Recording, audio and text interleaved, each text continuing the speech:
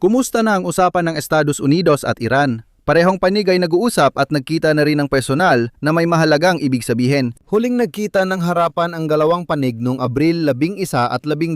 Sa pagkakataong ito, pumunta si Pangalawang Pangulo Vance at mga sugo na sina Witkoff at Kushner sa Islamabad, Pakistan para makipagkita sa mga opisyal ng Iran. May nakatakdang ikalawang round noong Abril 22, ngunit tumanggi ang mga Iranian na dumalo ng personal. Sa ugnayang diplomatiko, ang negosasyong hindi harapan ay nagpapakita ng layo ng posisyon ng bawat panig at hirap makahanap ng pagkakasunduan. Nagpatuloy ang palihim na negosasyon at may bagong usap-usapan na yon. Noong ika-7 ng Mayo, nakakuha ang Axios ng mga panloob na impormasyon mula sa mga opisyal ng White House. Ayon sa kanila ay maaring malapit na raw magkaroon ng kasunduan. Kapag tinanggal ng US ang ilang parusa at palayain ng mga nakapirming pondong pinansyal ng Iran, handa ang Republikang Islamiko na limitahan ang pagpapayaman ng uranium at pabagalin ang sarili nilang programang nuklear. Kung may kasunduan, luluwag ang banta sa Strait of Hormuz. Pero gaano kaposible ang pagkakasundo ng magkabilang panig? Ilang oras na lang, ihatid ng mga Iranian ang sagot nila sa Estados Unidos. Sa ngayon, mahirap isipin na dito matatapos ang sigalot.